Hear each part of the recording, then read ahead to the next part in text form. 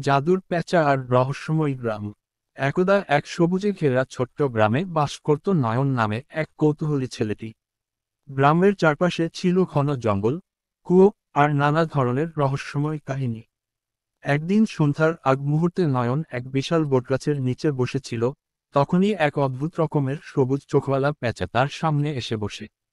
পেঁচাটি কথা বলতে পারে। সে জানায়, এই গ্রাম শুধু সাধারণ গ্রাম নয়। এখানে লুকিয়ে আছে এক প্রাচীন জাদুকরের গুপ্তধন, কিন্তু সেই ধন রক্ষা করছে তিনটি রহস্য। নয়নকে প্রথমে যেতে হয় ভয় বন, যেখানে গাছেরা কথা বলে আর ছায়ারা পথ ভুলিয়ে দেয়। সেখানে নয়ন নিজের সাহস ও বুদ্ধির বলে এক ভয়ঙ্কর ছায়ার মুখোমুখি হয়ে তাকে বলে, আমি ভয়, তুমি যদি আমায় স্বীকার করো, আমি আর তোমায় ছুতে পারবো না। নয়ন চোখ বন্ধ করে বলে, আমি ভয় পাই, কিন্তু থামব না।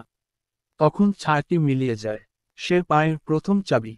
পরের রহস্য ছিল এক পুরনো বাড়ির নিচে লুকিয়ে থাকা আয়নার ঘরে। সেই আয়না নয়নকে দেখায় তার নিজের ভুল, দোষ আর লোভ। আয়না বলে, যদি নিজেকে ক্ষমা করতে পারো, তবে এগোতে পারবে। নয়ন নিজের ভুল মেনে নেয়, আর আয়না ফেটে গিয়ে বের হয় দ্বিতীয় চাবি। শেষ রহস্য ছিল তার নিজ গ্রামে। গ্রামের কিছু লোক আসলে ছায়া মানুষ, যারা জাদুকরের বানানো অভিশপ্ত রক্ষক। তারা নয়নকে পরীক্ষা নেয়, তাকে বিভ্রান্ত করে কে সত্যিকার মানুষ আর কে ছায়া।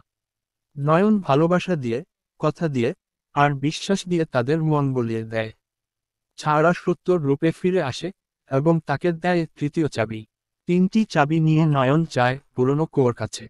কুয়োর ভিতরে সে খুঁজে পায় এক জ্যোতির্ময় গ্রন্থ, যেখানে লেখা, যে ভালোবাসে, ভয়কে যেতে এবং নিজেকে ক্ষমা করতে শেখে, সেই সত্যিকার রক্ষক।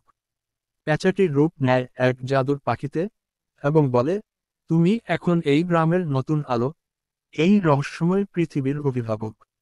এইভাবেই নয়ন আর তার জাদুর পেঁচা বন্ধু মিলে রক্ষা করে রহস্যময় গ্রামটিকে, যেখানে প্রতিটি রাত নিয়ে আসে নতুন এক রূপকথা।